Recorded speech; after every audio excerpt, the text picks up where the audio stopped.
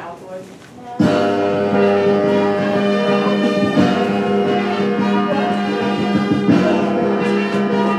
Welcome to another edition of Thunderdown!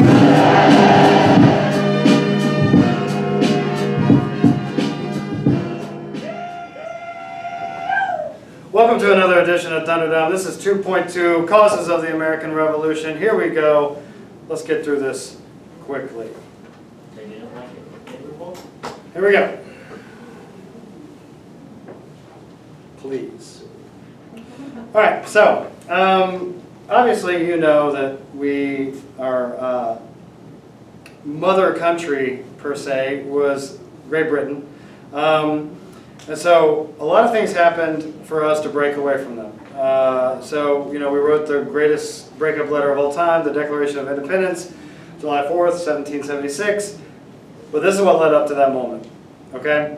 So let's talk about some British policies. So we have salutary neglect. This is an interesting concept. So it's a policy of loose control by the British. So we're over here, we're colonists, right?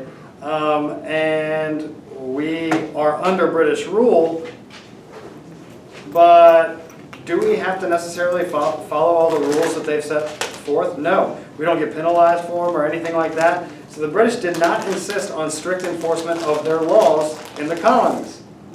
Salutary neglect ended with the French and Indian War. They didn't care what we did necessarily, as long as we kept on sending goods, we kept on paying our taxes, all that kind of stuff. They didn't care. So it was kind of a laissez-faire, hands-off type of approach. And so what comes of this is an economic system, okay? And it's called mercantilism. So the British policy of mercantilism. So it's a theory that the country's power depends on its wealth. So a nation should have a favorable balance of trade, meaning that trade should always work out better for the country who's setting this all up. In this case, it would be Great Britain. So they needed colonists to be a source of cheap resources. And we sent tons of stuff back there. I mean, you end up sending lumber, a whole lot of lumber. And then what happens is they get it in England, and then they make furniture out of it, and they sell it back to us. So it's almost like we could have done all that ourselves, but it's this whole thing where the mother country has to benefit. So the British end up passing this thing called the Navigation Acts, and this happened in response to the French and Indian War. So here we go, French and Indian War. So you see the join or die thing right here. You've probably seen that in your lifetime as a flag of some sort. This has a lot to do with how they could have defeated the French and the Indians. If you don't know anything about this, it's not French versus Indians. All right, the French and Indian, they were on the same side, and then we have the British colonists, aka British troops. So the French and English were old rivals forever. Fighting comes to North America in 1754. So they come up with this thing called the Albany Plan of Union. This is led by Ben Franklin. So this is the original, this is this moment where the colonies are actually going to get together. So the colonies debate a plan for federal union, and that's what that's called, federalism, right, coming together. And it was rejected, but shows they're already thinking about joining together versus the British. And this is 20 years before it actually happens. So the Treaty of Paris, 1763, there's tons of Treaty of Parises, by the way, but the Treaty of Paris of 1763 ends the French and Indian War, and the French lose all land in North America. But they still have, the French were never actually interested in developing colonies. They were interested in trade. All right, they wanted like beaver pelts and stuff like that. I mean, that's what they wanted to do. They wanted to get those resources and get it back to whatever. Then they started setting up forts, and that's when the British colonists, the 13 colonies, had a problem with it. All right, tensions after the war. So the Indians in the Ohio Valley revolt against British forts. This is where George Washington actually kind of like makes a name for himself right here. So we have the Proclamation of 1763. This stated the colonists could not move west of the Appalachian Mountains in an attempt to avoid further conflict with the Native Americans. They thought that if you went past the Appalachian Mountains, that you're asking for trouble. All right? You're going to get killed. Indians, at this point, in 1763, the relationships between British colonists and Native Americans, not good. So the colonists ignored the law and continued to provoke the Indians, moving westward. Right? You know, you might have heard of manifest destiny. This might be the first instance of it. It's almost like, okay, you know what? We're privileged white colonists. We can go wherever we want in this new nation. And that's what they thought, and that's what they did. So the British became heavily in debt because of this war. Wars cost money, and especially back then, it cost tons of money, because that's pretty much one of the main things that happens in this period of time, right? Wars. I mean, war is a part of being a country. So the British, they end up placing high taxes and trading restrictions on the colonies, and then smugglers try to avoid paying taxes by smuggling in goods, smuggling out goods, all that kind of stuff. How do you end up paying for a war that didn't even happen on your home turf? That's what Great Britain has to decide. And they choose something terrible. They choose to tax the colonists out the wazoo. Okay? So, here we are. First thing is Sugar Act. So it affected merchants and traders, people who were trying to make money off of this system of mercantilism in the first place. So it placed duties, which would be taxes, okay, on certain imports. So this allowed prosecutors to try smuggling cases in a vice admiralty court. So this is harsh. You know, pirates were tried here as well. So smuggling cases in a vice admiralty court. The Sugar Act is exactly what you think it is. It's a tax on Sugar. Yeah, good job. Yay. So you think about things like molasses and tea and all that kind of, anything that contains sugar, honestly. But it gets even worse. So Stamp Act is all paper goods pretty much. So Stamp Act of 1765 placed a direct tax on the colonists. This one actually affected all of the colonists. So it required a stamp on all legal documents, newspapers, license, and cards. And back then, that's what you did. I mean, think about leisurely games or just, you know, what you did in your spare time. You read certain newspapers or pamphlets. Everything was taxed now. So the price of those things go up. Then we have the Quartering Act, which is really funny. It's actually mentioned in the Constitution today that this can't happen, right? It's the Third Amendment. When would it ever happen? I don't know now, but the reason it's there is because of this moment right here. So the Quartering Act of 1765.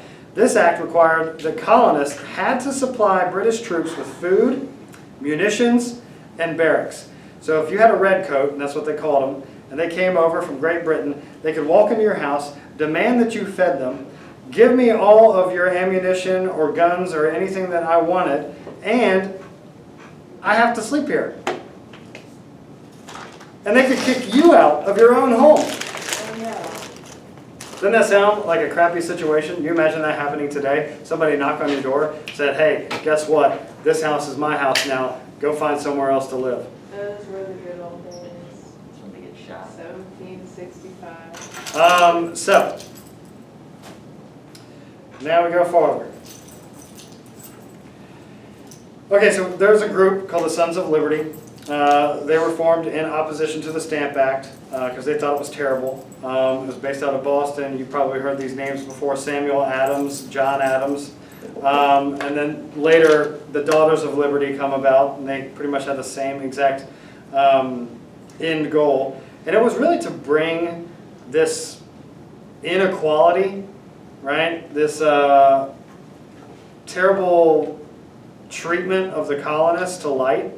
And so this is the first time that people start getting the word out of like, oh my gosh, this is terrible and this is happening to every single one of us. Maybe, just maybe, we should join together and break free from this.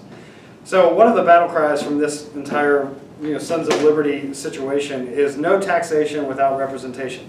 You can't tax me, a colonist, if I'm not represented in Parliament. And they weren't represented in Parliament. So why? I have no voice in the government, but you get to tax me and take money when you decided to go to war against the French and the Native Americans? It's beat up. I mean, you would hate that as a taxpayer. So colonists were denied representation in Parliament. They believed that they were denied their rights as English citizens. And they've already had this history of governing themselves anyways.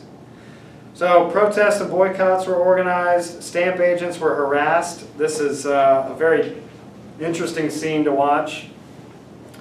But there's a show on HBO Max right now. It's called John Adams. It kind of chronicles this moment. And it has this scene where a tax agent, which is just this guy who goes around and checks for, 1, smuggling, 2, if you haven't paid your taxes, he's going to come and find you, They strip him naked, they pour black tar all over him, and they feather him in front of everybody. And this was a normal instance. Okay, so it's like, this is what happened. If you were a tax agent back then, you could die. People hated you so much because you were doing the bidding of Great Britain. You could die. Stamp Act Congress was created and it was eventually repealed. So the Stamp Act was that first instance where everybody was affected by a tax from Great Britain. And it really, really angered the colonists, but it also unified them. All right, the Declaratory Act, this stated that Parliament had the right to declare laws and make decisions for the colonies, basically saying, we don't care about your representation. Another blow to the colonists. Then the Townshend Acts were placed, so new taxes on imports such as tea, glass, paper, paint. Things that people needed. So this legalized the writs of assistance. The writs of assistance allowed British customs officials to search any ship or building without a warrant. With no warrant, no probable cause, nothing. So this right here is another influential moment of the Fourth Amendment. This is where it comes from. This moment right here. So the colonists again reacted with protests. The British reacted by sending more troops. Places like Boston and New York were full of redcoats. It was a scary time to be somebody who thought about going against the English government. Okay, so tensions increase. You've heard about this moment, the Boston Massacre, right? March 1770. It's a protest by colonists. They end up throwing rocks. I mean, it was known to be snowballs for a long time, but some of those snowballs had rocks inside of them, and they were throwing them, and they were hitting some of these British troops. And they fired on the crowd. 5 colonists were killed. Crispus Attucks was the first casualty of the American Revolution. He was actually a freed man, former slave. The soldiers were found not guilty. This is another huge, this is a crazy episode in that little mini-series I was talking about called John Adams. They show up, okay, and John Adams, who is pivotal in the Declaration of Independence, the Constitution, he's ends up being a president of the United States. He defends the troops. And he gets them off. It's messed up. But he sees the error in his ways after that. So tensions increase, so we have the Tea Act again. There's another thing that just sends us into this unbelievable boycott protest type of mindset as colonists. So the tax on tea still remains in effect, but there's a monopoly given to the British Tea Company. You can only get tea from them. So they just jack the prices up, and people are like, no, I'm not doing that. So the Boston Tea Party happens. December 1773, colonists raided the Boston harbor and threw the tea overboard and burned the ships. It was a statement saying you can't do that. Okay? Was it really like not an option other than? Yeah, it wasn't. Did they not drink water? I mean, they can definitely drink water, but think about this. There's no soda, all right? Yeah, but like. Coffee is barely even a thing at Did this they drink point. like milk? I mean, milk is a luxury.